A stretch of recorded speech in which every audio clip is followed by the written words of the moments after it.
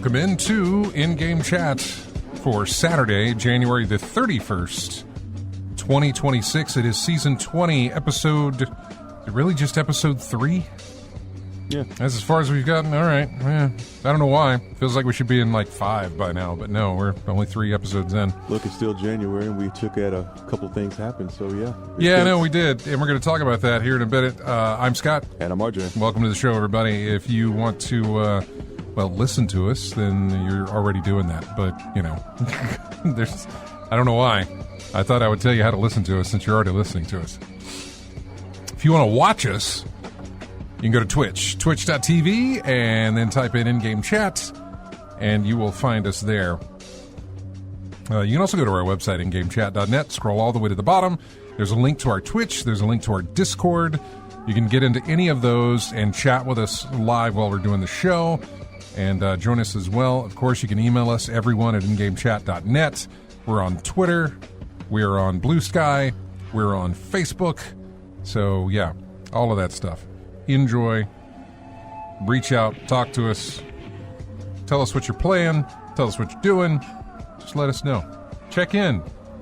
Just check in. That's all we're asking. Call your parents once in a while. Check in on us. Make sure we're doing okay. Because last week we were not doing okay. Just to get into, so last week it was a last minute decision to run a replay. Let me do this real quick first, since I'm here. Got this right here. So, look at there. Clap, yeah. Clap, clap. Yeah, it was a last-minute decision. I was here at the studio. You know, I called you, and I was like, yeah, you're coming in. Hey, I'm not sure we're going to do a show today because I was not feeling well. Mm-hmm. I was worried that I was coming down with something, but I was here because I had planned on doing the show, and about an hour before the show started, I had decided, let's just run a replay. We'll come back and do it next week. Mm-hmm. Here's the reason that I wasn't feeling too good last week. And by that, I don't mean this week that just passed, but the prior one to that was we had some issues here at the radio station during the week. And Wednesday, I pulled a 12-hour day. I was here, you know. It's a weird thing to get here when it's dark, which I do because I get here before the sun comes up.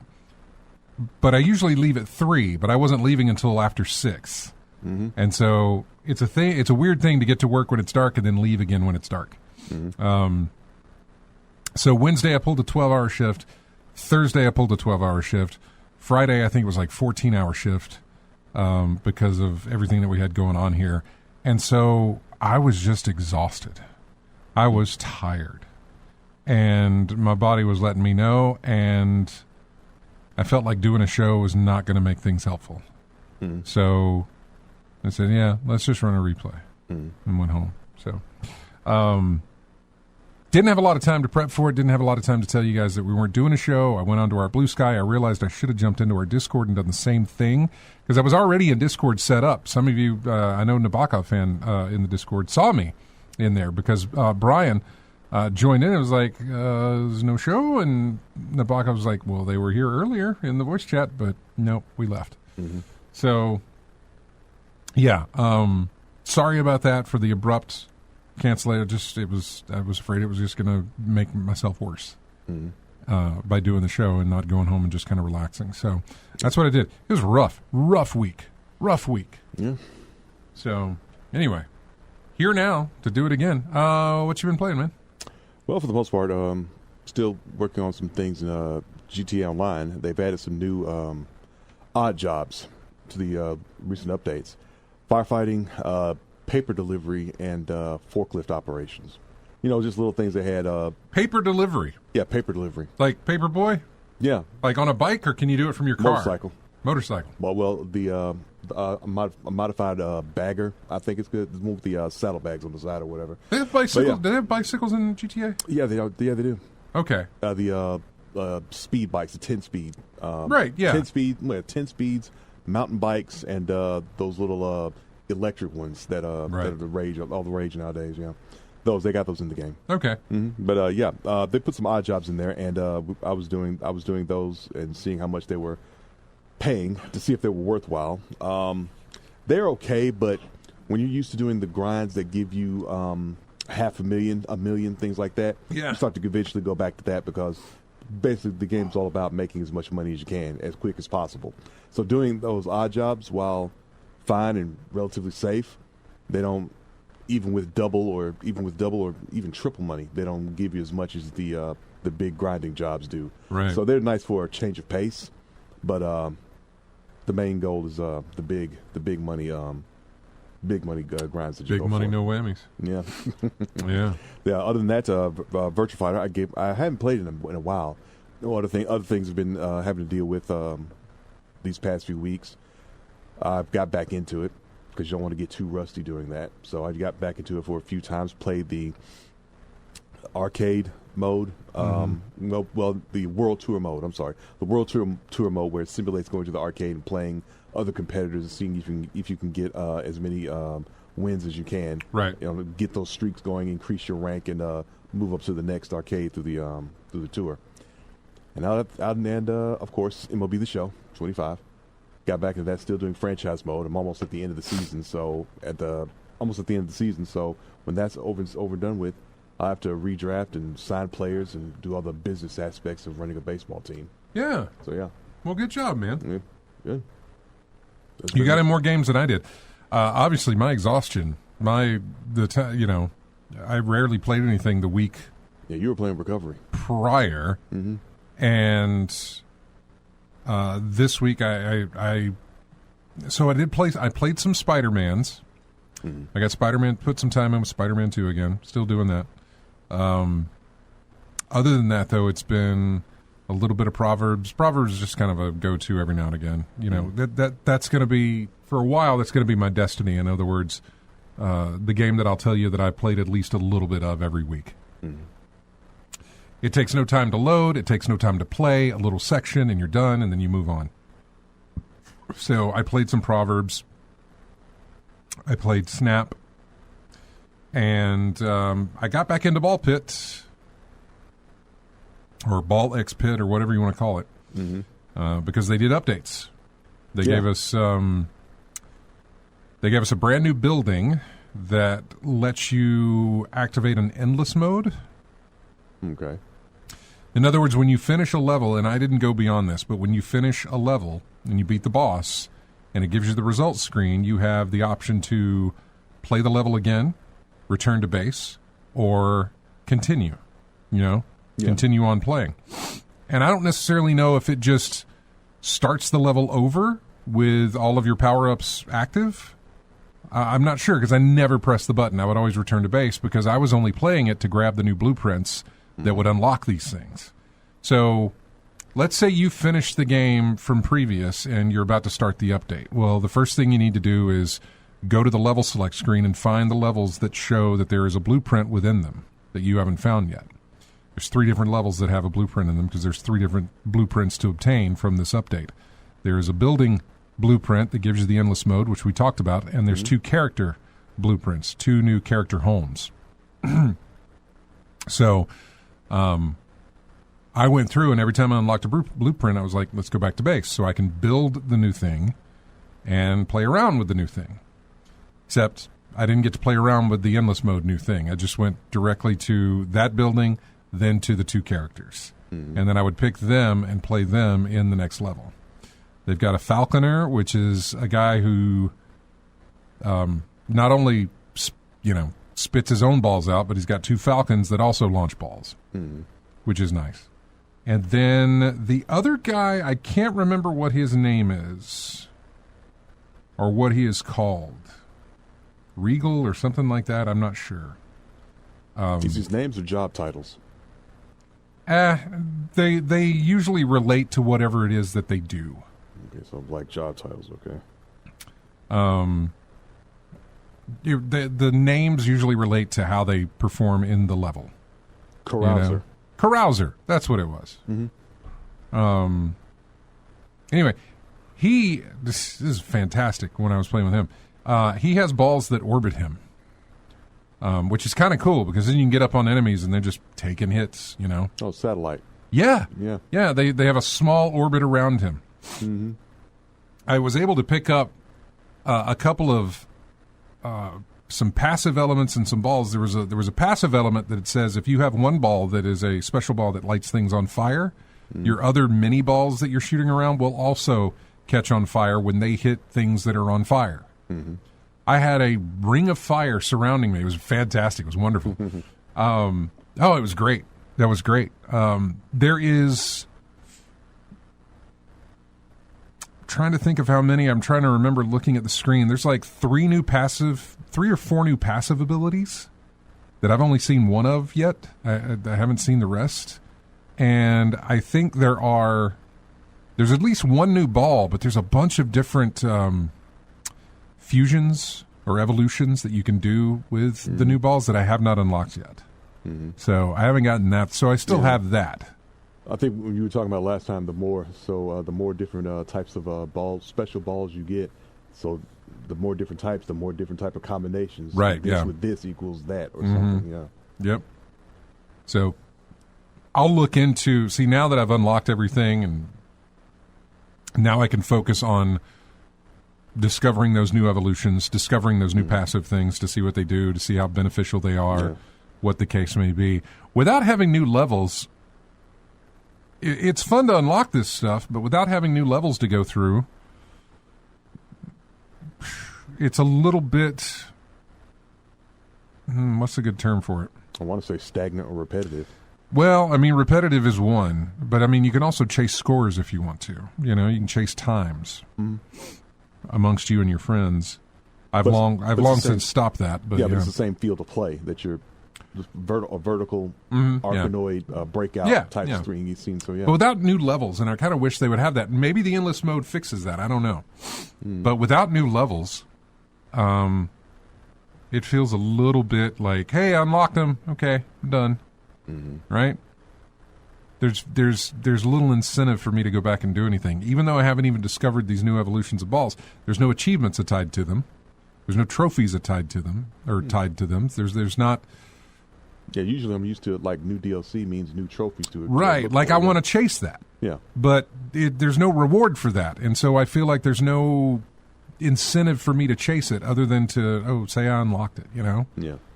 And at this point, I've completely forgotten how all of my combinations work. I'd have to go find that. There was a nice... Yeah, someone's wrote a guide on YouTube. There was a nice, almost like an infographic type thing. Yeah. Where you could look and see, well, here's different balls that I have. What can I make with those, and how great can I make them? And there's this whole chart thing that you can look through, which now needs to be updated because we have 2 new characters and some new things to add into the power ups and stuff. Yeah. So I haven't really looked into that yet, but that'll be my next thing if I decide to do it. You know, it's one of those things where it's like, okay, I did it, but I don't know, I'm not. It was fun to get back into it and play that, to kind of chase that to unlock them. Mm-hmm. But now that I have, and now that I've played them on a level, and it's like, okay, I'm not really feeling like getting back into it. Mm-hmm. Not that I feel like I need to jump back into anything new or anything else that I'm doing. I'm just not sure that's there for me currently. But we'll see. But yeah. Other than that, man, not a lot. Really, I downloaded Star Wars Outlaws, but I haven't even played it yet. How much you pay for it? It's free on Game Pass. Free? Okay. Yeah. Yeah, I had PC, because on PC Game Pass you get connected into Ubisoft Now or whatever that thing is. Yeah. And Star Wars Outlaws became a part of that, which means now I can play that through Game Pass. So... That was just recently put on Game Pass? As of 2 weeks ago, 3 weeks, right after the new year. Okay. Because I remember I bought it during the winter sale. Yeah. And then I asked for a refund because I heard it was going to be on Game Pass. And I got my refund, and there it is on Game Pass. Yeah. Officially released on August 30th of 2024. Star Wars Outlaws. Mm-hmm. Yeah, so took that long to get free on Game Pass. Okay. Yeah. Yeah. So. Yeah, you could I think we're saying we can judge how fast how well the game is doing by how fast it gets on Game Pass. Yeah. Yeah. Kinda. You kind of can. I mean, sometimes games launch day and date on Game Pass. I mean, Clear Obscure was on Game Pass immediately. Mm-hmm. which doesn't necessarily say anything was bad about it. They just had the rights to put it on there. Or it was a new studio trying to get as much exposure as possible, something like that. Yeah. Ubisoft, though, you would be correct in that because they're going to release their games to make profit first before they put them in the tier that gets you, one subscription payment and you get all these games to play. Yeah. Like all the Assassin's Creeds are inside that Ubisoft now, with the exception of Shadows. Shadows is about to be a year old. We're coming up on a year old of Shadows. I think will be in March. And actually, it may have been this month. It might be this month will be a year from Shadows release. Yeah, let's see. You checking that? Yeah. March 20th of 2025. Okay, it was March. Where did my top? There it is. Okay. So yeah, we're about a year towards it, and I don't think that's going to be thrown into that subscription service anytime soon. Outlaws didn't perform too well, so put it in there. Maybe people will buy the DLC. Maybe people will buy some of the upgrade packs or whatever the case may be that can get you some money. But yeah, a bundle with everything they got released on it, like one of those Game of the Year edition type things. Yeah, Assassin's Creed does stuff like that too. Yeah. Got a bunch of stuff, but yeah. So, anyway, that's what I've been playing, or not really been playing actually for me. So, that's how it's been. That's how it's been going for me. Yeah. Looking at our news, because we had news from last week that I had scheduled to talk about, not much, and then I got news from this week, which again, if you separate the two, it wasn't much last week, it's not much this week, but put together, we got plenty to kind of talk about and go over here. But where do I want to start? I'd like, I would start with Highguard. I was hoping that, I don't know if anybody's played Highguard. I know I have not played Highguard. Neither have I. I know you have not played Highguard. I'm not sure that, I don't want to say controversy around it, because I don't really think there's controversy to be had. A couple of weeks ago, we found out that they didn't pay for their Game Awards ad. At the Game Awards in December, the final trailer of the night was for Highguard. We had heard leading into that companies were paying quite a lot of money to get their game featured in the show with a trailer. Paying, I say it feels like Super Bowl prices, but it's kind of equivalent of that, not necessarily on the level that Super Bowl prices are, because that's massive. No, it's just but in the gaming world, it's kind of an equivalent. The gaming world's signature event. The one that all the eyeballs are on. So and so they pay a lot of money to get some time on that show. Right. And Highguard paid nothing to get the last slot of the show. The one that a lot of people usually sit around waiting for to see, like, what's your big reveal at the end of the show going to be. Usually you save the big one for last kind of thing. If I could go back and show you what the last trailer was previous to I want to say Naughty Dog's new game, Intergalactic or whatever it's called, something. I can't remember. It's a space game. But their reveal was the end of a Game Awards show. Yeah. That was last year, I think. And it's done that. And this year we got Highguard, which was like a looter shooter. And they didn't even pay for it to be there, which is fine, because you run your own show. You can decide what you want to do. Yeah. If you want to put something there yourself and not get any money for it, then go right ahead. But it's up to you. It says the showrunners thought that it deserved the spotlight, which. So the thing about that was, and it's hard to talk about it now in the past. Well, yeah, it's hard to talk about that because it's already come and gone. But leading up to that, the game had not been released, but leading up to that, the trailer that they showed in December said the game's coming out in January. We never got word one after that trailer. There was nothing. There were no dev diaries. There was no update about release dates. There was nothing. No trailers. There was no information released. Absolutely nothing leading up to the game's release. Just, last week, I think? Yeah. Close enough to it. Yeah. There was nothing for it. And people were like, is this going to get delayed? We haven't heard anything. We don't know what's going on with it. And no, it actually did get released. it was a little buggy in places, and there was a lot of websites who were like, okay, it's out, we're going to review it. Don't write it off because of the inability for them to communicate to their player base of like what's going on with the game or anything like that. There was a lot of, it felt like defense towards the game because it was getting skewered online once it got released.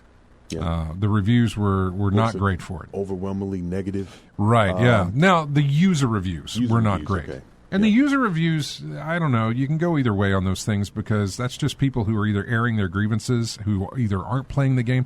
That's the other thing. Yeah. I'm not sure you can do this on Steam, but surely you cannot write a review for the game if you haven't played it, right? I've never put in the effort to review a game on Steam. I barely play any Steam games anyway. I'm in the same boat. Writing a review, I don't think I've done that for a very, very long time. Yeah, I'm in the same boat that I have not. Yeah, and, of course, we always get if a game does poorly, bad enough, there's always that CYA 101, blame bots, or folks who just intentionally review bombing. Yeah. That's what it would have been. That's what it was considered, was review bombing. Yeah. But I'm not. Not even then.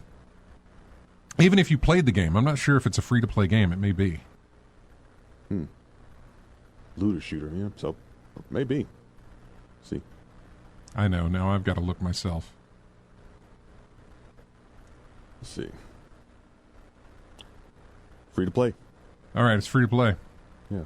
Doesn't even matter. You can download it. Likely add it to your account, add it to your library, and then write a review about it without even ever playing it, possibly. Even still, you can play it for all of 5 minutes and then write a review that says this game sucks. Yeah. Write a negative review. Yeah.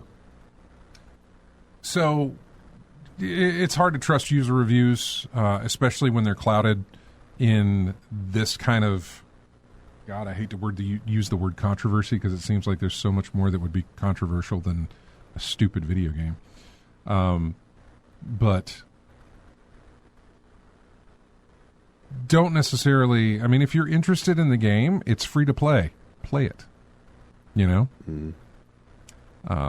worry about reviews. Don't worry about user reviews. If there was money attached to this, different story.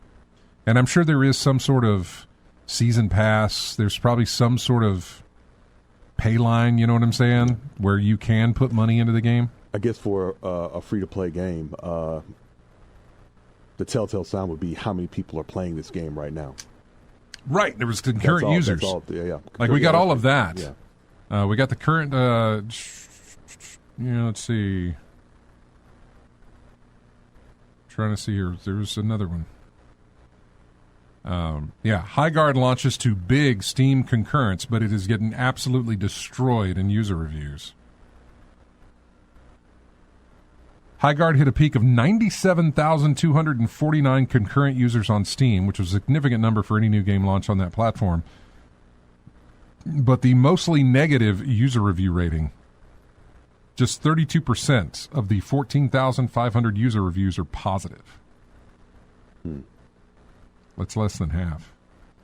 While some of those revolve around PC performance problems, most criticize the game design and question some of the decisions made by the developers. Chief among the criticisms is that the size of the map is huge, but it's only 3v3. You want to trim that down.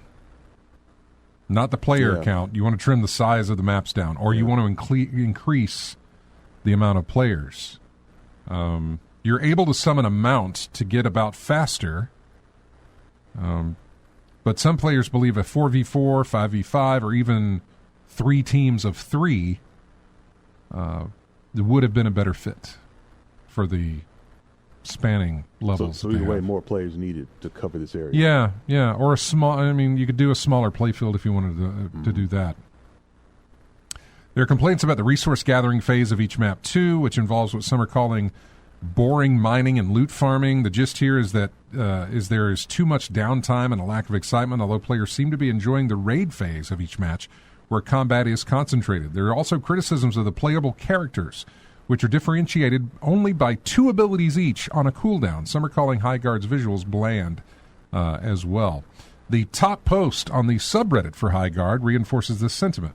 I'm sorry, but this is boring AF, it reads. Gathering is boring AF. Looting is it just keeps on going. 3v3 with short time to kill is boring. No PvE is boring as the only good thing in this game is the mount. So, yeah. But it's a free-to-play game. Who cares what the reviews say? Download it and play it if you have interest. And then you can judge yourself. This I can't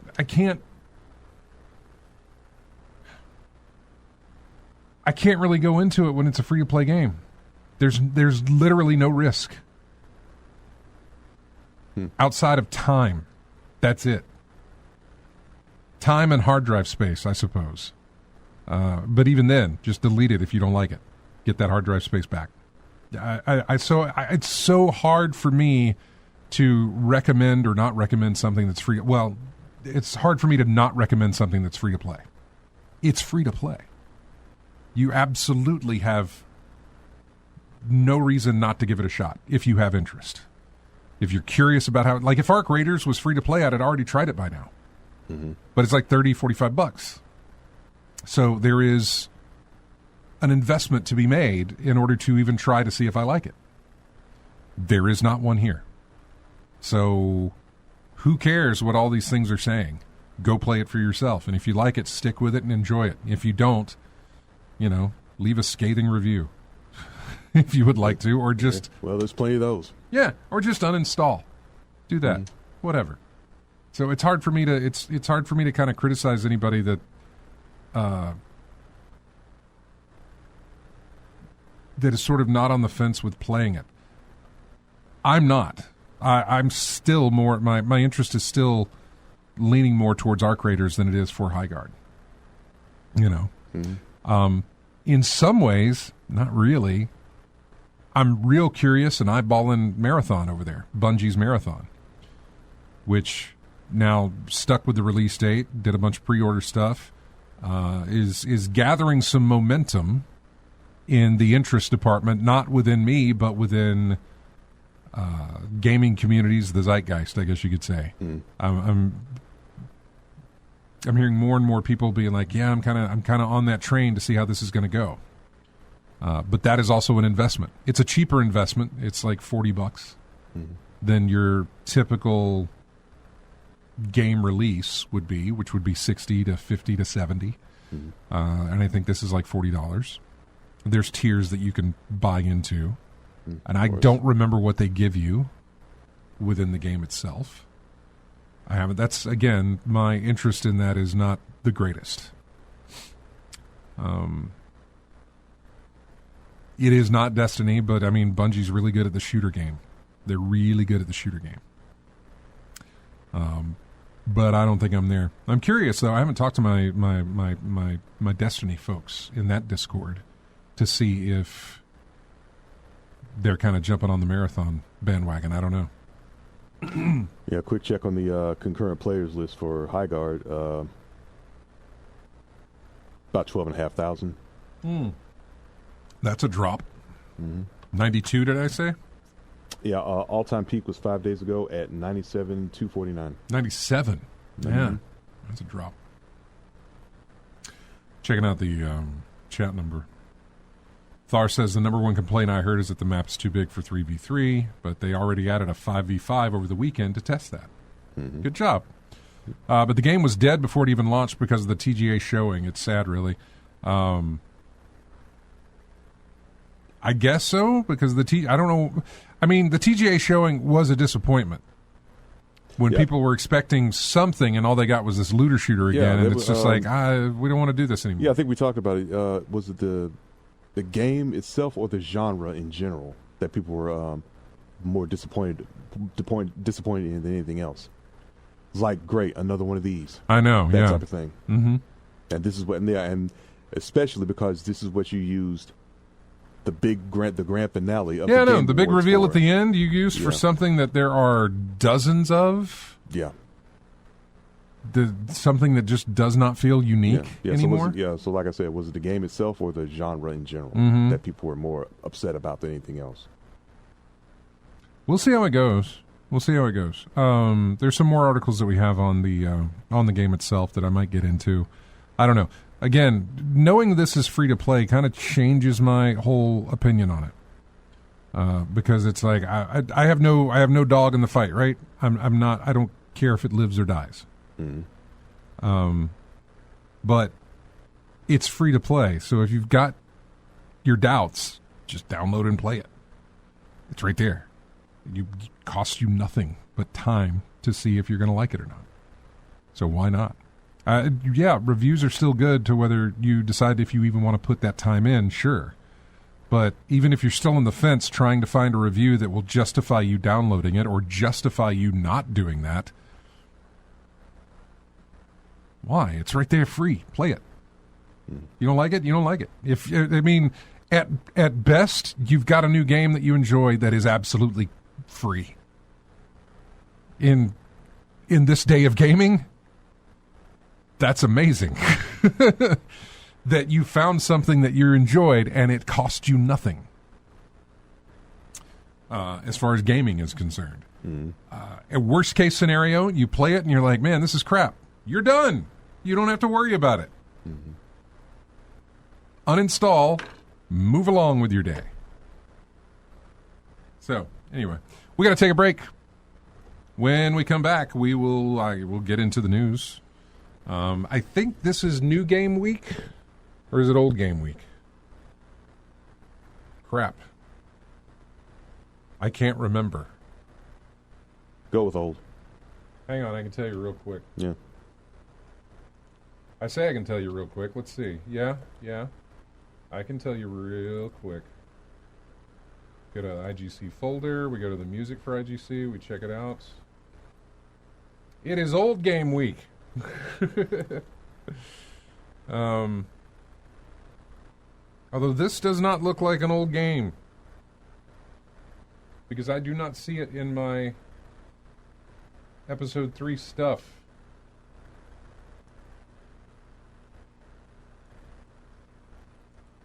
And I don't want it to play. I'm doing a thing here. Gotta play something. Oh, no, we're going to play something. Yeah. We're absolutely going to play something. I just don't understand. I sent this stuff over twice. Why would it not have made it? That's what bugs me. So we're gonna give me a minute. Give me just a minute. While I do this, I never can see this stuff, I guess, until time of the show.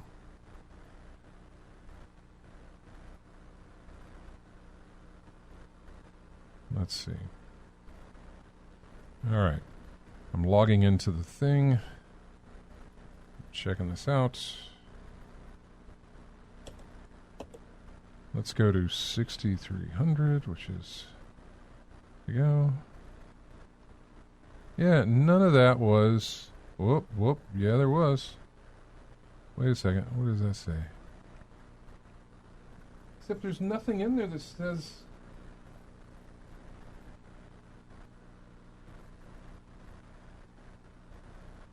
All this newfangled technology, isn't it? I swear, this says Steel Seed. When did Steel Seed come out? Can you look up that? Maybe I got something different here. I realize this is fantastic radio to listen to. Stellar. 2024. Yeah, Steel Seed, right? Yeah. Let me see. When does it say that says 17. That says 24. Okay, so I missed putting a game in there. Oh, my fault. April of 2025. My fault. Yeah. I missed something. I missed putting in a game for some reason, and I don't know why. So let me see some. This is I'm so sorry. Let's see. Is Baldur's Gate in there? Baldur's Gate is in. Some say this is what we get for taking a week out. Yeah, you go ahead and say that, folks. Okay, I'm thinking I found it, maybe. Because there's Mega Man. Is the Sega Rally in there? Yep, Sega Rally's in there. I'm telling you what they are all going to be. That's in there. Okay. Yep. Okay, I really think that I found it. Good job. Whoop, maybe not. Maybe not.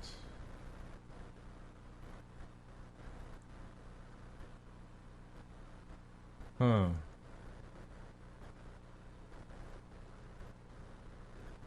Alright, well, I'm going to play... Yeah, okay. Okay. It's going to be XCOM. That's what didn't make it. So that's what we're going to play. Here is music from... Boop. Computer up. XCOM. There we go. XCOM UFO Defense. That's what we're playing music for right now. And we will be right back with more in-game chat right after this. I promise you we'll have the music fixed after this.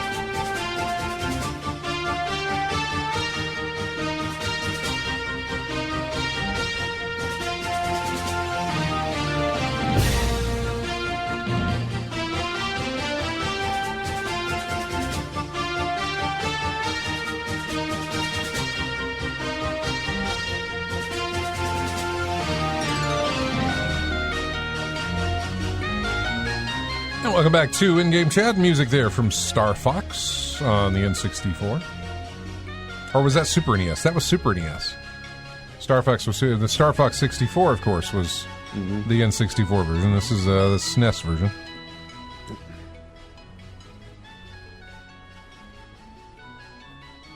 Here's a weird headline. Sony's live-action adaptation of The Legend of Zelda will stream on Netflix. Sony's live-action Legend of Zelda will stream on Netflix. Like, I get it. I understand that that's why. It's Sony is the film company behind it, not, Nintendo does not have a film company. So I understand. I get that. Just very odd. A company that has their own video game system is producing a adaptation of a live-action a live-action adaptation of a video game that is solely Nintendo's property. But hopefully they do it well. We can only hope. Yep. Who's the last one to get it right? Fallout? Because I think... Fallout was good, yeah. Fallout's pretty good. I have not tried Season 2 yet. I haven't jumped into Season? I haven't jumped into Season 2. Last of Us was good. And didn't they do something that was a little that some folks didn't like for Season 2 of Last of Us? I think it was like pacing or something that folks didn't like about it. I can't recall off the top it's of my head. Probably the same thing that most people didn't like about the second game. Mm-hmm. And it's what happened in like episode 2. Mm-hmm. And it's what happens in like the first hour or second hour of the game. Mm-hmm. Big reveal there. Yeah, but you saw that coming. I mean, you kind of did, but man, it's one thing to do it in a video game. It's another thing to do it in a series where the character was pretty popular in that regard, you know? Character's kind of vital, yeah, but their dynamic was pretty popular, the two of them, and you eliminate one, and so, yeah. Anyway, maybe that was it. I don't know. I know that the second season didn't carry near the weight the first season did. Mm-hmm. And the first season covered the first game, and the second season is trying to do a lot of what the second game did, which was split it up into stretch the soup, yeah, as it were. But season 1 was fantastic. Yeah. I would say that, yeah, if you're talking about video game adaptations, probably. I'm trying to think if there were some more that I'm missing out on. Yeah. I guess it kind of helps with Fallout, but you got a actor like Walton Goggins being in there as well. But I haven't heard a lot of. I haven't heard good or bad on season 2. I haven't heard talk of season 2 at all. Mm-hmm. Big release in December, but I've heard really nothing. Mm-hmm. The difference is that season 1 was released all in one. Like, here's every single episode right here on this day. Mm-hmm. Did great. People binged it, and it was wonderful. Season 2 was like, we're going to release an episode a week type thing. Mm-hmm. I don't like that. Maybe the reason people aren't talking because they're waiting for the whole thing to come out, I guess. Maybe. I suppose, or because it's going week to week. There's no, like, holy crap, wait till you get to episode 3 or 4 or 5 or something, you know? Mm-hmm. There's I don't know. And so I haven't been following the talk of the series. And I haven't even started the series, season 2. I think it's done with now, but I have not started the season. Mm-hmm. I'll get to it. I know I know New Vegas is related to it, right? I think so. I think there's talk of Mr. House. Yeah, in there which as well. I didn't play New Vegas, so for me, this is going to be like my experience with New Vegas. Yeah, New Vegas was great from what I pretty heard. Good. Yeah. The only issue I had with New Vegas was the micromanaging of stuff that you gathered up, like the weight of your bullets.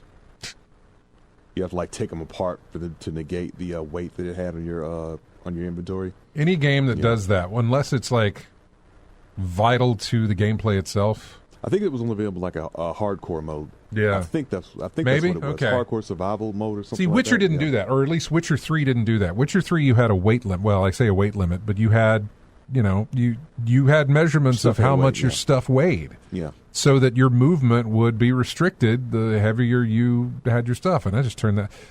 What's the other one that does it? Avowed. A lot of games do that. Yeah. Avowed did it as well, and Yeah. I found little cheats and stuff that turn that thing off because I don't like it. Yeah, the Soul series does that. I'm too much of a collector. I'm picking up everything, even though I don't need it. I'm picking up, and I'm a hoarder. I'm a digital hoarder. I seriously am a digital hoarder on a couple of levels. In a game where you can collect everything, you can your character can search in drawers and pull, oh, there's an apple. Oh, there's a rotten apple. I'm still going to take it. So I'm in that regard, absolute digital hoarder. Outside of that, look at my Steam library. Look at my Plex account. Look at my movie stuff. Look at all of that. Digital hoarder across the stream, Just, you can look at my hard drives and be like, oh, wow, he saves everything that he, downloads or whatever. I mean, I have these shows that we do on backup, both the audio version and the video version. I have the music that we used per each episode for 5 years now at least. Yeah. All backed up, saved. Why? I don't know. Anybody ever going to call me out and be like, what was the music you used in season 17, episode 33? I don't know, but I got it saved. I can go tell you. I've never once pulled a music track and thought, haven't we done this? We just played Star Fox. Certainly, I have played that at some point. Hmm. But I don't remember recently of ever doing it, so who cares, right? But, yeah, so digital hoarder all the way around. Mm. But specifically in games, and I don't like the ones that put you the weight limit on there. I turn that stuff off. So if you can, yeah. Yeah. I also turn off the ones where it limits your inventory, I guess, where it's like, you've only got this many slots to hold this sort of thing. And I'm like, eh. Now, outside of, like, Resident Evil, which is, they sort of gamify that. Yeah. That's fine. Mm-hmm. I'm okay with inventory that. management, yeah. Yeah. I'm actually okay with that because of how they gamified your inventory. But otherwise, I don't put up with that. I just don't. So, anyway, welcome back to the show, everybody. And with that rant, we're almost 6 minutes away from the top of the hour. So, what are we going to do? We were talking about Arc Raiders. Let's talk about Steam. This comes from 2 weeks ago. 2025 may have been a mixed bag overall, but as far as video games are concerned, it's pretty great. If you're a PC gamer, your cup runneth over. You might still be catching up on the year's biggest hits even now, and you're not alone. In fact, one industry analysis group reckons that December 2025 was Steam's highest-grossing December ever.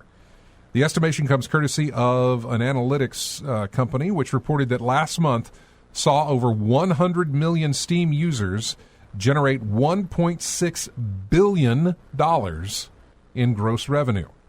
That would make it the platform's best Christmas month in history. And I contributed to that. The report explains that's up 22.7% over December 2024, and even more than December 2020's pandemic-driven high of $1.4 billion. So another 2 million or so were done for this month, or this past Christmas. The report also notes that Arc Raiders is the second biggest breadwinner of the season. The first is Counter-Strike 2. Apparently, that's just always going to be number one in that. I don't know why. Also free to play, I believe.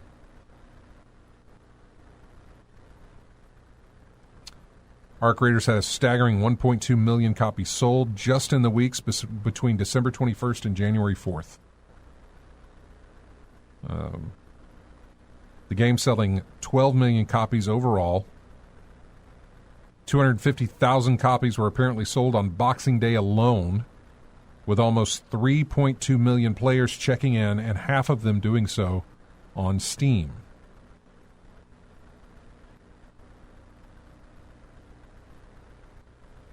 Steam seems bigger than ever, despite would-be competitors like the Epic Games Store and the occasional controversy, and any concerns that the extraction shooter lacks casual appeal have been taken out back and blasted away because of, well, just a lot of people getting in on that. Steam's continued dominance is no surprise, as it's got a bigger user base than Canada. So, yeah.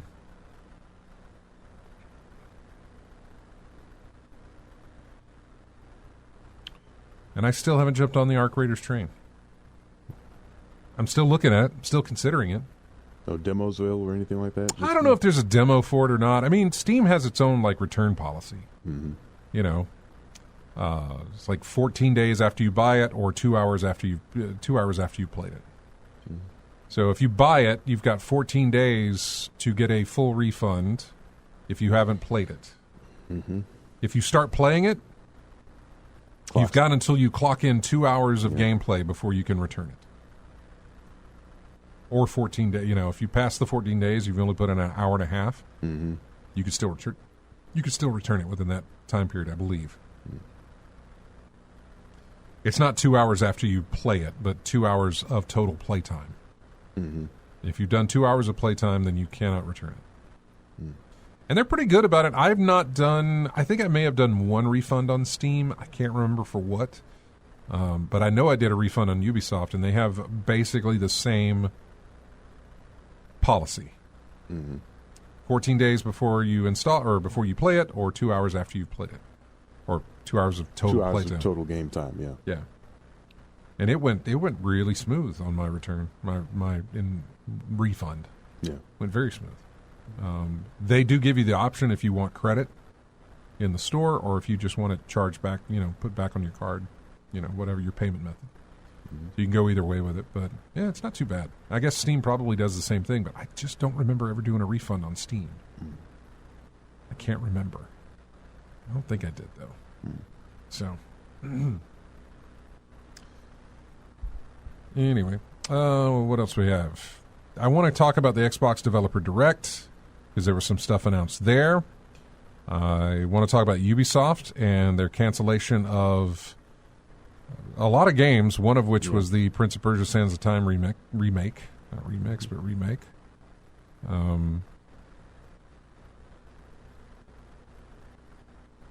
We got our PlayStation Plus Essential Monthly games that have been confirmed, and I think I've got some time that I can tell you what those are. So why don't we do that? What do we get this week, or this year, or this month? Undisputed. It's a licensed boxing game, which released on consoles back in October 2024. It's available on PS5 only. That'd kind of be nice. I haven't played a boxing game since Fight Night. Is that what it's called? Fight Night Round 2 or something like that? Yeah. I think the last one was Fight Night Champion. Mm-hmm. Yeah. I think for me, I played... Last one I played, anyway, Yeah, I played Fight Night. It was on the Xbox 360. It was one of the early games for the Xbox 360, and it looked remarkable. Mm-hmm. And then Fight Night Round 2, I played that, but I didn't go beyond Round 2. I don't think I went into whatever else they did after that, like you said, Champions or whatever it was. I never went into that, but there might be something there. I haven't played a boxing game in a while. Joining it is Subnautica Below Zero. And the third game is something called Ultros, a science fiction action game with an art style designed by El Huervo, best known for his work on Hotline Miami. It's also available in both PS4 and PS5 versions, same as Subnautica Below Zero, PS4 and PS5 versions. The fourth PS Plus Essential game is Ace Combat 7 Skies Unknown, which was a 2019 release. All games will be available to claim from February 3rd until March 2nd. So there you go. All right, we're going to take a break and try and get back on time. We got music here. It's now working. I told you it would. This is from Mega Man X. It is the forest stage of that game. We'll be back with more of In-Game Chat right after this.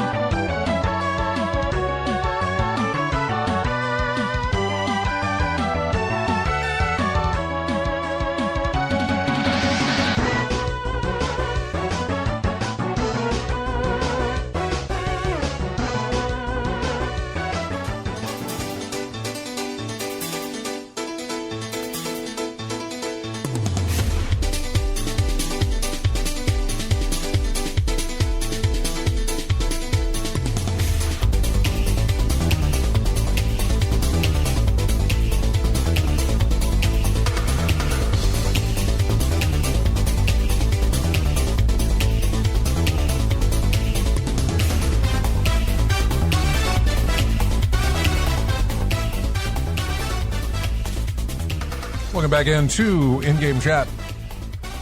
That's a Sega soundtrack if I've ever heard one.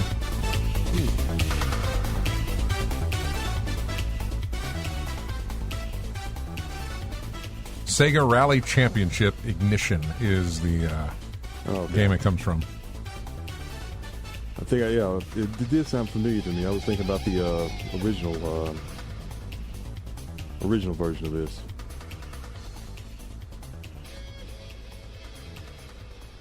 Yeah, this is the remix. Yeah.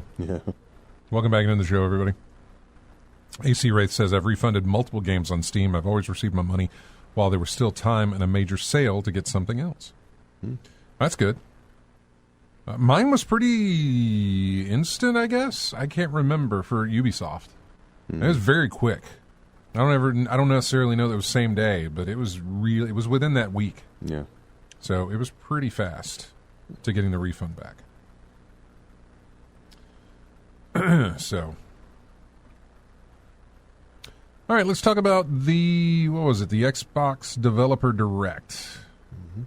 We had some new games announced in there. Or I say new games. We had some updates on some games, I guess, and some new things announced. Forza Horizon 6, we already knew that we were getting a Forza Horizon 6. We already knew it was going to take place in Japan. We just really hadn't seen anything about the game. We haven't gotten a release date or anything like that. Mm-hmm. And that's now what we know, is that we are getting Forza Horizon 6, and I believe, well, I thought it said it comes out,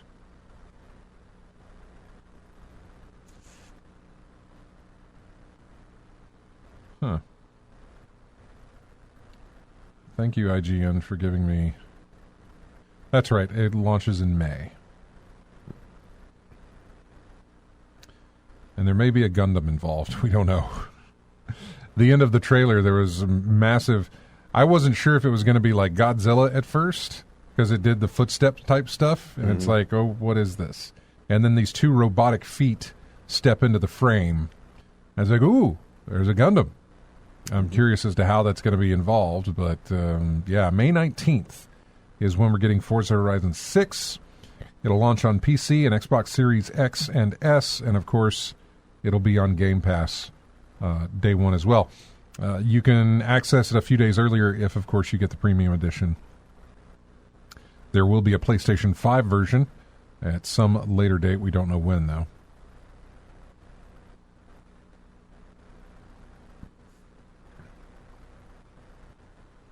Looks great. Japan looks great.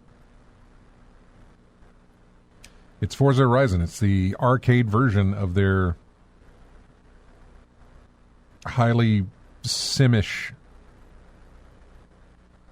racing series. Mm-hmm. So like a toned down Gran Turismo? Well, Forza Motorsport, whatever, 6, 5, 7, ever how many they got, I don't know. Mm-hmm. But if it's just Forza Motorsport, whatever it's called, and they may have discontinued that, I don't know. Mm-hmm. That was the sim one. That was the Xbox version of Gran Turismo. Mm-hmm. Then they did Forza Horizon, which was an arcadey version of that, where it's not so sim-like. It's not so like, hey, tune your car to do what it needs to do. No. Just arcade stuff. We're going to launch you off the sides of mountains. You know, we're going to put a Hot Wheels track in here. You know, just fun, you know. Just a lot of arcadey type stuff. Mm-hmm. Still with the Forza name. For the licensed vehicles and for just the way the thing looks. It's just beautiful. I swear, car driving games are some of the most simplistic beauty of a game that I've ever seen. And I'm not a game coder, so I don't know what it goes into making that. The reason I say simplistic is because vehicles, seem to be pretty simple. They're polygons already, right? Mm-hmm. Most of them are shaped in a way that would be sort of, it doesn't necessarily require a lot of detail. I mean, it does if you want to get right down to it. But when you're talking about a character animation, like you have to create that face and you got to put the pores and you got to do the facial hair, and there's a lot of detail that goes into a person. There's probably a lot of details that go into these vehicles, but I call them simplistic because it's like, here's the vehicle, put some reflections on it, there it is. Mm-hmm. You know? But the environments look amazingly good, even though they don't really have to go nuts with it because it's a track. Although Forza Horizon is sort of open world. You can drive around Japan all you want. But you know, in racing, usually you're stuck on a track, and even the tracks look really, really good. There's not a lot of detail to be had into them, but they can really work with that and make them look great. I'm not trying to diminish the work that goes into these things. I just feel like there's a difference in environments and characters and things like that you see in, say, something like The Last of Us 2 or something like God of War Ragnarok or something... what would be another one, like Clair Obscur or something like that. There's a lot that goes into making those look really, really good. But here you have cars that are already designed. Mm-hmm. You're not having to create these out of thin air. They're already designed, although I'm sure there's some concept car type stuff that's in there. But, and again, I'm not trying to diminish their work. I've just always found that the reveals of car racing titles, especially the sim versions, where they're taking themselves really seriously and they already have the models that exist. You just scan that and put it in. And it looks amazing. So, yeah, like I said, I'm not trying to diminish that. I know a lot of work goes into these things, I assume, because I don't do this sort of thing. So I'm not trying to say one is better than the other. I just always am surprised by when I see these trailers for these racing series, where it's just like, God, that's beautiful. The cars look amazing. But it's different when I see a game that involves people or other things like that, where the game looks really amazing. I think, man, that must have been tough to get the facial expressions down, to get the mouth movement synced with the audio and everything else. I mean, I don't guess you have that with cars. I don't know what goes into that. I guess with cars, it's the look of the car, how accurate you are to the real-life version of it, or some interesting original I mean, design. at this point, yeah, I'm sure. There was a time when you had to get that down, but at this point, you can snap a picture, put it, get some photos, plug them in, and you got your car. Yeah. You got your model, your 3D model there. Mm-hmm. I suppose, I'm saying, again, I don't code. At that point, now you're just interested in the physics of a reaction to the track and the environment you're running in. Mm-hmm. Yep. I mean, you've got to get the physics down on that, obviously. Yeah. So, yeah. I think more than the look and the appeal of the vehicle is the physics of the of racing. Mm-hmm. Yeah. Then we got to look at a game called Beast of Reincarnation. It's a new action game from the developer Game Freak, the guys that did Pokemon. This is an entirely new type of video game from that studio, though. It allows players to step into the role of Emma the Sealer as they journey through post-apocalyptic Japan to save humanity from extinction. It's due out in summer of this year across Series X, Series S, PC, and PlayStation 5. It's also a Day 1 Game Pass title as well. Beast of Reincarnation. I was not into it. In fact, most of this I wasn't into. Forza Horizon 6, yes, it's fun, racing. We got another game called Kiln, which is from Double Fine Productions. Tim Schafer type game, and I thought, Tim Schafer's doing a thing. It's always fun when Tim Schafer does a thing, except it's a battler, and I'm not big into battlers. It's an online multiplayer pottery party brawler about pots that transform into playable characters via an in-game potter's wheel. And yeah. Oh, wow, it was re-revealed with this. They had apparently talked about it as far back as 2017. And now they've finally gotten around to doing it. Expect the launch spring of this year. And it will continue to update the game following launch. A closed beta coming soon. It did not pull me in. And then we got Fable. Really? Is that all we got? I think we got more than that, but I guess not. Microsoft ended its Xbox developer. Yeah. Microsoft ended the show with the star of the show, Fable. Playground Games, the same dev that is making Forza Horizon, by the way, has built a new team to make this Fable reboot, its first open-world action RPG. It's carrying on the work of Lionhead Studios, which Microsoft shut down back in 2016. You begin the game as a child, growing up in a sleepy rural village. You're Albion's first hero in a generation. You set off on an adventure into the open world. This is a true open world, Playground said, which means you're free to go where you want from the start of the game. Got a decent look at character customization, combat, and, of course, kicking chickens, which is, I guess, something you could do in the game. I think you could always do that in Fable games. I don't necessarily remember it, though. Got a consequence? like in Zelda? I don't know. I don't remember being a chicken kicker when I was playing Fable back then. I really don't. But it's been a minute since I played Fable. I think the last one I played was Fable 2. Mm-hmm. And that's going back a ways. This is a true open-world game, which means you are free to go where you want from the start of the game. We got a decent look at character customization, combat, and, of course, kicking chickens. Combat combines melee and ranged attacks as well as powerful spells. Outside combat, you can buy a house, get a job, make money. You can romance a villager if you want. You could buy another house. You could buy more houses. You can marry loads of people and have even more kids. It's a game within a game, Playground said. The living population, as Playground calls it, includes 1,000 NPCs who go about their business every day. You can talk to each of them in fully voiced conversations. You could even hire them to work in your businesses or evict them as their landlord. They'll comment on your actions, too, as part of the new reputation system. Some of your choices will actually change the world of Albion for the rest of the game. Fable is due out on Xbox Series X and S, also on PC and PlayStation 5, autumn of this year, which means we'll be getting more trailers about this in the months ahead, especially during Summer Game Fest and all that stuff, because we're not getting it until the fall.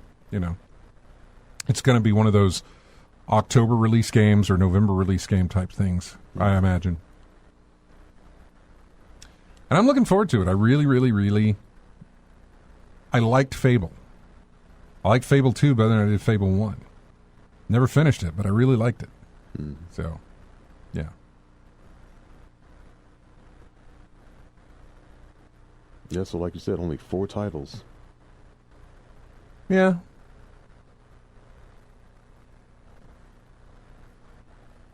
Meanwhile, we got news from Ubisoft that they announced major internal restructuring, more layoffs, and studio closures on the way. After years of trying and failing to get it out the door, Ubisoft finally pulled the plug on Prince of Persia: The Sands of Time remake. One of the voice actors for that game didn't find out it was canceled until the stuff broke on the internet that day. The game is one of 6 projects, 4 of them unannounced, that were canceled as part of a major reset. What was the other one, I wonder? Keep reading to find out, right?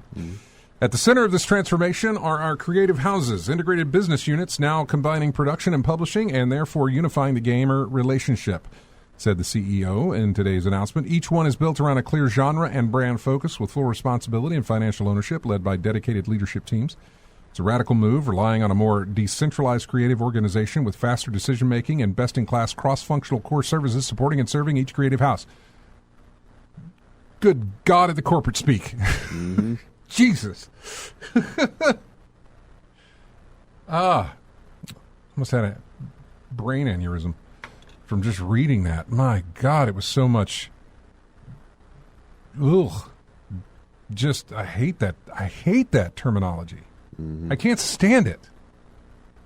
Because it's saying a whole bunch of nothing. It's a wordy way of saying a whole lot of nothing. It's a wordy way of just saying, like, we're going to try to put these groups together to make something because it's not working the way it is. You know? But no, you've got a synergy and all. You got to use all these terms of just, ugh. Anyway, so what do we have? Under the new organization, 5 such creative houses will exist, each of them organized around a distinct creative genre and designed to concentrate deep expertise in specific types of player experiences. Sound like a drunk Dracula. Although the others don't have cool names yet, says the article. It breaks down like this. Creative House number 1 is Vantage Studios. They're focused on scaling and extending Ubisoft's largest and established franchise to return them into annual billionaire brands, things like Far Cry, Rainbow Six, and Assassin's Creed. Creative House 2 is dedicated to competitive and cooperative shooter experiences. The Division, Ghost Recon, and for some reason they threw in Splinter Cell. That Splinter Cell is not a competitive game, and I wouldn't call it cooperative. It has a co-op mode, but I don't think it is something that should be classified as, oh, that's one of our co-op games. I never would tell you, hey, what's a great game for co-op? I would never pull Splinter Cell out of my head. Now, Splinter Cell, you think of stealth immediately. Yeah. So it's a single-player stealth experience with the option to play multiplayer or some levels in co-op. So already they're making a mistake if this is the case, unless they're working on a Splinter Cell that is No, don't make it competitive. Some games don't need to be multiplayer or competitive. It needs to be what it is. I mean, you can add the mode in. Yeah. Like, you can give that. You can make it an option. You know, even then, I question it. Like Uncharted and like Last of Us when they were throwing in multiplayer modes, Dead Space or PvP modes. You know, Dead Space comes to mind. Yeah, yeah. They tried to. It was during that time when all the developers were trying to force some type of multiplayer in all their games. They had to have it in there. It was the Call of Duty days when everybody was like, "Man, Call of Duty's doing great. We should put multiplayer in our game. Figure out how we can do that." Yeah, you didn't have to. No, you didn't. Creative House 3 is designed to operate a roster of select sharp live experiences. For Honor is in that. The Crew, Riders Republic, Skull and Bones. So online, why isn't Rainbow Six in that?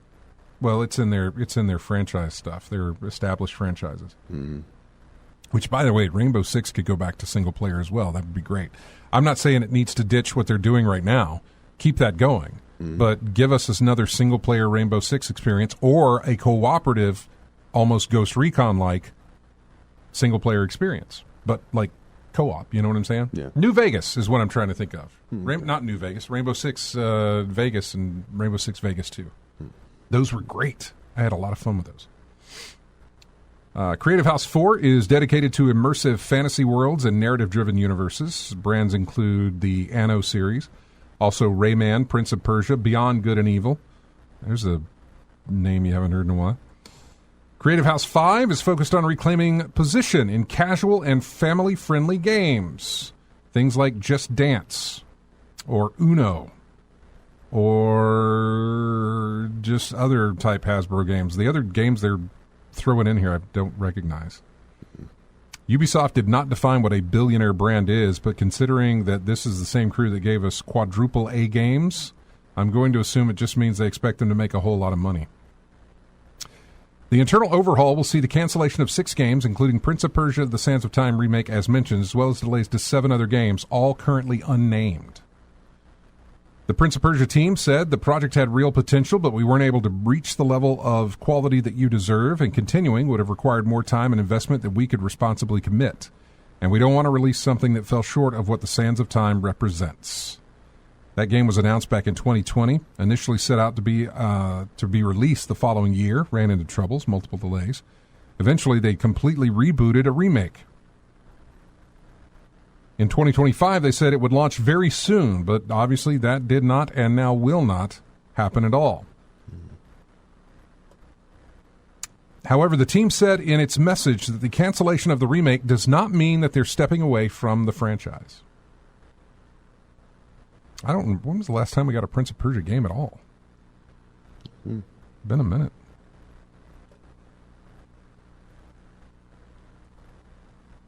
Layoffs and studio closures at Ubisoft will also continue. Following cuts at their massive and Red Link studios, the closures of Ubisoft's Halifax and Stockholm studios, Ubisoft said it is accelerating its cost reduction and more. As soon as I run into those words, they're like landmines, where as soon as they go off, I'm like, I'm not stepping any further because there's a whole lot of stuff I'm stepping into here. I hate that stuff. We will also selectively close several studios and continue restructuring throughout the group. While these decisions are difficult, they are necessary for us to build a more focused, efficient, and sustainable organization over the long term. I think it says Prince of Persia, The Lost Crown. Oh, that's right. Mm-hmm. I forgot about that. Yeah. There was Prince of Persia, The Lost Crown, and there was also the Rogue Prince of Persia, which was a roguelike. Okay. That they did with Prince. I'd forgotten about those 2 games. Yeah, well, this one says it was released August 8th of 2024. Yeah, it was good. It was good. I did pick it up. I actually do have it. I played the demo of it and I enjoyed it, and yeah, it's a good game. Mm-hmm. So yeah, and the Rogue Prince of Persia was made, I think, by the Dead Cell guys, which I haven't played Dead Cell, but I want to say it was made by them. It's another one that I'm actually kind of interested in as well, but never got around to playing. And a lot of those I never got around to either playing or buying because they were attached to Ubisoft Store. You can buy them through Steam, but you eventually have to go through the Ubisoft Connect thing to get into it, and I really hate that. EA was smart when they ditched their Origin thing to play their games. I mean, they still have it. You can still use it and whatever, but if I buy an EA game on Xbox or on Steam, it's not going to open up the Origin overlay where I have to sign in and launch from there. Yeah. But when I installed Star Wars Outlaws through Game Pass, sure enough, the Ubisoft Connect app launched. I wasn't playing it. I was just installing it. But you had to go through that, I guess, to make that happen. So, yeah. Not a fan of that at all. So. All right, we got another break here, and when we come back, hopefully we'll jump into some news that's more recent. A lot of this was from 2 weeks ago. But yeah, a lot of the news from this week was more about Highguard. And I had a whole thing where I was going to be going into Highguard because the articles here were like, Highguard's Shadowdrop plans were upended by the Game Awards. Highguard's coming out next week, and there's a gameplay overview coming on launch day, which is odd for a game that's had so much hype. And, you know, here's another article that says Highguard deserves a chance, so don't kill it out of spite. Highguard launches to big Steam concurrence, but it's destroyed by user reviews. We covered that. When did it become trendy to hate on a new game? Highguard struggles to win over the internet. Video game developers come to its defense. I don't care. It's a free-to-play game. Go play it if you want to. It's free. And then, you know, leave a review if you want to do that. But if you're worried about the way that everybody else is review bombing it, and I guess there are still people out there who go and look at that for a free-to-play game. I get it when you got to put money in it. But if you're going to look at reviews for a free-to-play game, just give it a shot and see if you like it. It's free. I mean, I'm not necessarily knocking you for wanting to read the reviews. Go right ahead. But if there's enough controversy around this thing to where it's been labeled as getting review bombed, then play it for yourself to find out. That's it. You know? Again, best case scenario, you got a free game that you really love playing. Worst case scenario, you installed the game, you played it, you hated it, uninstall it, move on. Leave a bad review. Leave a review that says, you know, I was worried about the review bombing, but nope, it sucks. It's fine. So there's no reason for me to go into all of this. Maybe go into the whole when did it become trendy to hate on a new game to see what the video game developers are saying about it. But at the same time, I'm like, it's just play it. If you're curious, go play it. If Arc Raiders was free, I'd have already played it by now. If Helldivers 2 was free to play, I'd have already played it by now. Apex Legends was free to play. I played it. I didn't like it. Fortnite, is that free to play? Regardless, I was never going to put myself in Fortnite. Yeah. But I've done that on a few occasions where a game is free to play. Let me try it out and see how it is. I don't like it. That's it. So, anyway, going to break here. We got music here from the N64. This is Wave Race 64. We'll be back with more of In-Game Chat right after this.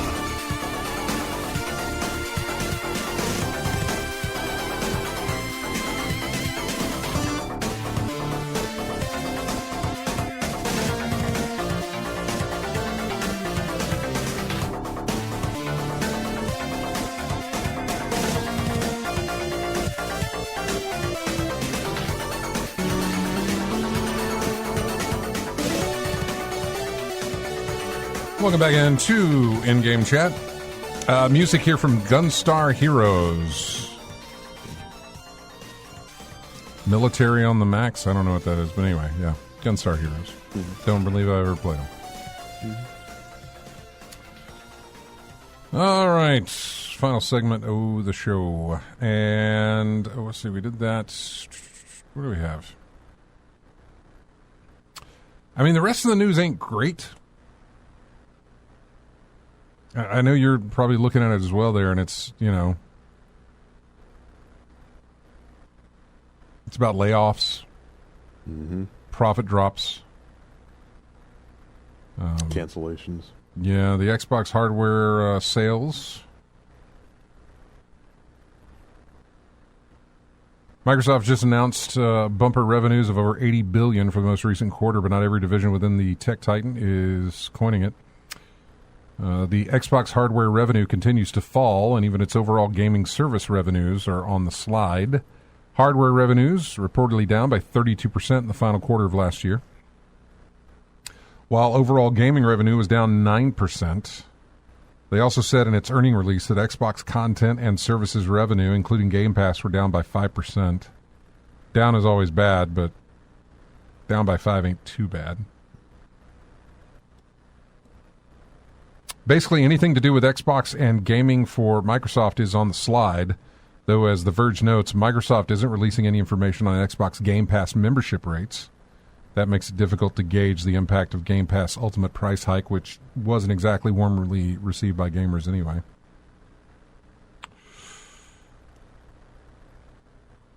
The whole Xbox endeavor is currently in flux. The company has continued to publish more games for play on Sony's competing PS5 console as part of its broader and some would argue incredibly confusing "This is an Xbox" campaign, pushed to redefine what an Xbox means.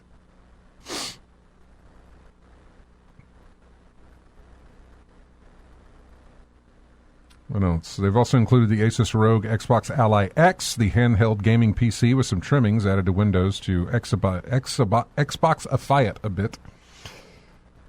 Yeah, it's hard to imagine things can continue as they are, particularly when it comes to hardware. A 32% decline in revenue is not something that the hardware division can keep on repeating. It does all seem to point to Xbox consoles as we've known them not being a thing, despite claims from Microsoft itself in October that, I'm quoting them, and this is that energy drink giving me the burps here. Quoting, "We are actively investing in our future first-party consoles and devices designed, engineered, and built by Xbox." Basically saying that, I know you guys are talking about us getting out of the hardware business, but we're not. So they say. Long story short, if we don't find out what exactly is an Xbox pretty soon, it risks not being anything at all. Good way to end that article. Even though I think, and I don't necessarily know that I have this in the show notes here, which I don't, but I remember Sony released something, or at least there was some sort of word from Sony saying that the next PlayStation would be 2027 or 2028 at the earliest for the next one, which is a delay. I mean, they actively said that due to things, we are having to, sort of delay the release of the next PlayStation console. Yeah. Not that they've even got the thing built, or even a concept or whatever it is that they're doing. But with the way RAM prices are and everything else, releasing a console right now the price of it would just be massive. Yeah. The lookups that potentially delayed from 2027 targets due to memory shortages, like you said, and it wouldn't be the typical 7-year cycle for PS5 that way. Yeah, we're kind of, oddly enough, and it's a weird thing to say, because I don't necessarily know if it's because of the usage that I've gotten out of my Xbox and PlayStation 5, but I feel like the consoles themselves are still young, but they're not. They're 5-6 years old. Yeah.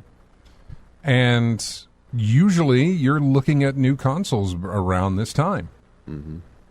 Rumors or spec leaks or just information, but you're not getting that from any of them. Yeah.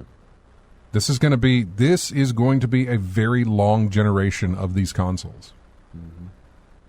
It's going to be a long generation of the graphics cards as well, because I know that NVIDIA and AMD are not releasing anything until 2028, possibly late 2027.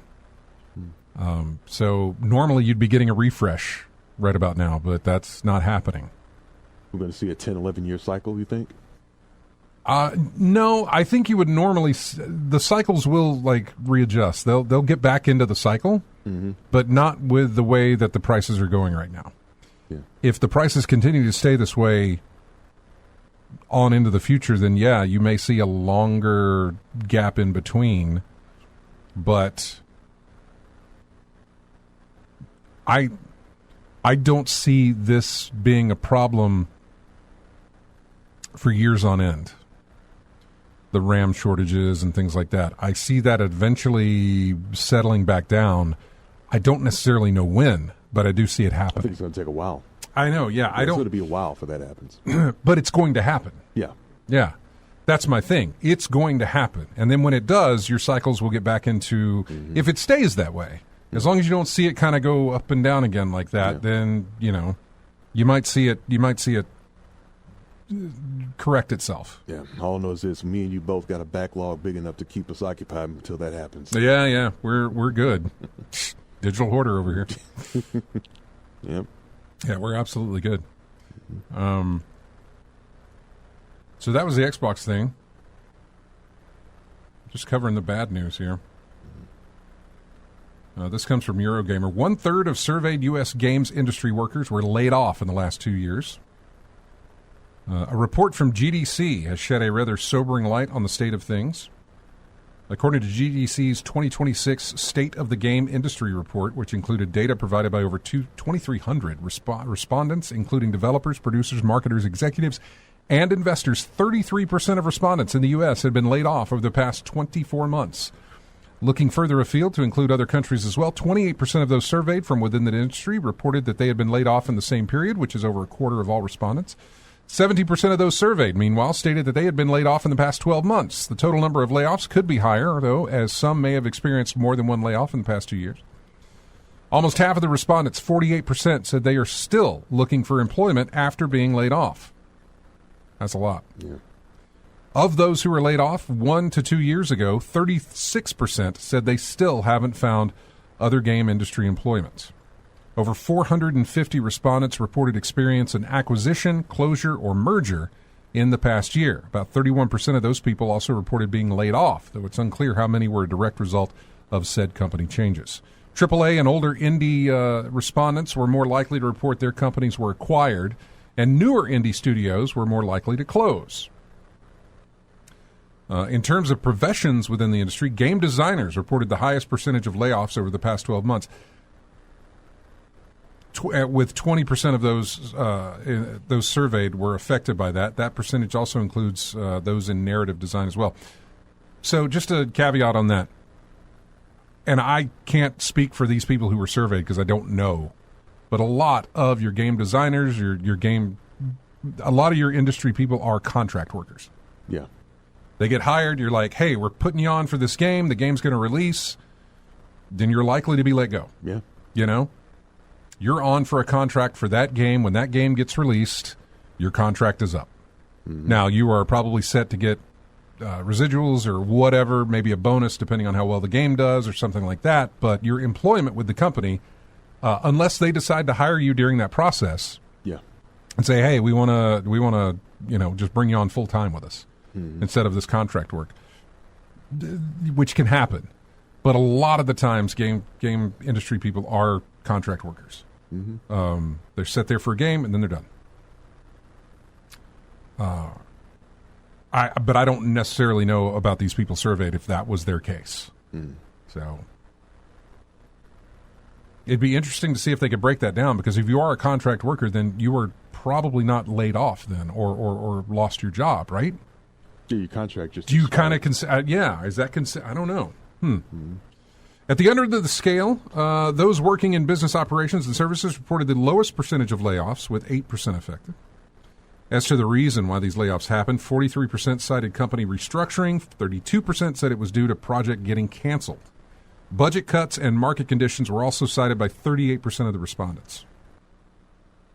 Leadership, this is a quote from a respondent.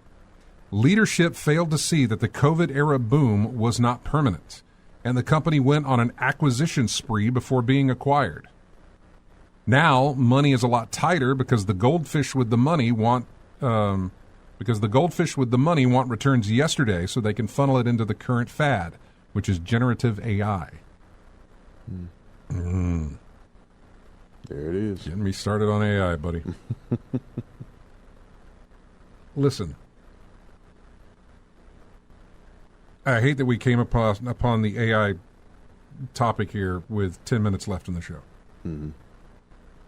There is a discussion to be had about AI. Benefits and pros and cons. The pros and cons and benefits, right? I am generally against it.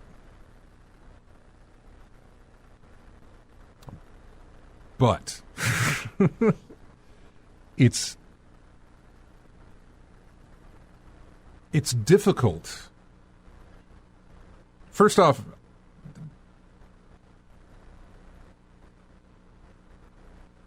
yeah. AC Wraith says, you already started on AI. How do you think those thousands of Fable characters are becoming interactive, right? More than likely, you're correct. Even the 1,000 Fable characters that have voices, likely AI generated, right? Go bigger than that. Those AI voices have AI full-fledged conversations. Mm-hmm. That's a lot of... which is probably done by AI. Yeah. That's a lot of voices. That's a lot of situations. That's a lot of random stuff that can come across in the game, in the gameplay section of that type. And that's for entertainment value, which I can't justify. I honestly can't. The ways that I can likely justify AI, I suppose, and I'm not saying that I do in this, but the conversation turns to where, they're not using it in this method, but if they were using it I feel like AI, it's possible, maybe, that from AI we get, medical breakthroughs. And I don't mean the ones where, you give yourself a shot and you become skinny all of a sudden. Mm-hmm. I'm talking about the big ones. Like, if somehow AI leads us to the cure for cancer, was it worth it to get there? Right? Did we get there faster than what we would have, or would we have ever gotten there without the help of it? Mm-hmm. And does that necessarily justify its existence? Because it is going to save so many lives and prevent so much suffering, or will it cause suffering because of that? There's a lot of pros and cons to it, but it's hard for me, putting it in entertainment like this. No, making pictures and generate pictures on the internet or create songs or what? No. Yeah, it's basically AI in that case in entertainment. Yeah, it's the long-term goal of not hiring people. There's that too, I don't right? need to hire people. I just have a program that does everything I need. Yeah. And like I've always said on the show, business will business. I know. And they're looking for the best way to get profit. And one of the quickest ways to get profit, not having people. Not having the people, yeah. One tool that does it all for me. I can get rid of all of y'all. Those 1,000 characters in Fable, they didn't hire 1,000 voice actors to do this. Exactly. I just took just a few keystrokes in this program, and there you go. I mean, I say they didn't, but yeah. AC Wraith, that'll be something to note. Like, the more we find out about Fable, how much more is that driven by AI in Fable? Mm-hmm. How much more is that driven by AI in... I didn't get that. As AI technology grows more... Stop. I didn't ask you anything. Said the AI. AI demands to be heard on this one. I know, right? I'm sorry. Did somebody say AI? Yep. Oh, there's our eagles. I'm completely getting distracted, but there are a pair of eagles that every year, this time of year, they're in Big Bear Valley. They lay eggs, and just yesterday I saw that the nest was completely empty of birds, but there were the 2 eggs, and the eggs looked cracked. Mm-hmm. And as we just discovered, that they were saying that the 2 bald eagles had left the nest. The crows came by. Crows and ravens, yeah. Scavenged and plundered and, did their thing. Yeah. And now the Eagles have to start over from square one. Nature happened. Yeah. I mean, it's nature. It's absolutely nature, and it's sad to see. But by the way, if you go to YouTube, there's 2 live cameras, Big Bear Valley, that focus on these 2 eagles, and I have watched them for years on end. Last year was the first time I got to see them after like 3 years. Last year was the first time I got to see them actually have babies and actually raise those babies to adulthood. And so, every year we're trying again. Same spot, same location, same birds. So anyway, over to the AI thing again. I did something here with AI years ago that gave a voice back to someone who didn't have it. Yeah. So that they could give a speech in a virtual scenario. Yeah, I mean... and it was pretty amazing to see that happen. Yeah, AI as a tool, like any other tool, can be used for good or it can be abused terribly. I know. It sounds very comic booky, doesn't it? Yeah, I just it's going to get into the wrong hands. What was that? What was that article about someone using an AI representative in court? There's that, and then there's actors, or there's the songs. There's a whole. That was new to me. AI being made to use instant hits or songs thrown out there. Now I do remember the time when AIs were used to make scripts. Yeah, some of that was, I don't know. By the way, the other article we have is Paradox operating profit dropped 162% year on year. 162%. That's Paradox, by the way, same company that did City Skylines. Same company, by the way, that did Vampire the Masquerade Bloodlines 2, which actually didn't do very well. I know, you just said that. Ooh. Yep. That studio. Oh, yeah. So we got Ubisoft cutting back studios and canceling games. We got Xbox saying, we're still going to make consoles, but we're doing it at a loss right now, and we're going to continue to do it at a loss, and you can't sustain that. Although it is Microsoft. They've got money coming out of every single door and hole in their whole company. And could probably get more because they're working on AI stuff, so who knows? Yeah. So, anyway. Enough of that, I guess. I think AI is worth talking about as far as the benefits or obviously we've talked about the negative aspects of it. And it's hard to find benefits because so far I don't feel like there are any significant benefits to AI. I could be missing something because I rarely ever read any articles about AI because I don't like it. It's not that I don't like the articles, I just don't like the tech. The tech is driving up my memory prices and hard drive prices. That's the main thing. It's killing me, Smalls. It's like, it really, really is. As far as, upgrade, we're not getting new consoles because of it. Your prices on anything that takes RAM is going to go up. These things are going to go up. Your phones are going to go up because of the RAM that's used in them. Your car prices are going to go up because there's RAM used in cars. Anything that takes memory right now is going to increase in price because of what's going on because of AI. It kind of all goes back to AI. There's environmental issues involved with it as well that are not great. So it is hard to find a justification for it. Other people will find a justification for it. By that, I mean your businesses will, because it's like, oh, well, no, we got rid of half of our staff because AI can take care of everything else. Yeah. And look at our profits roll. Business going to business, like you said. So I still remember the first time when it was artists. They got hit hard with. They did, AI. yeah. They really got hit hard with AI. I got sucked in on that too because somebody I don't know if it was Reddit or somewhere pointed me to a Discord channel where you could get in there and have it generate images. Yeah, artists. I was like, "Ooh, this is really cool." Yeah, but I didn't realize what I was doing at the time. But artists were struggling already. Yeah, and then AI happens and it made it a whole lot worse. Exactly. So that's going to be it for us as we go on a downer here. Join us next week. We'll do it again. More of In-Game Chat. RJ will be here. And we will have a great week. We will see you next week. This is music from Baldur's Gate. It is the main theme for Baldur's Gate.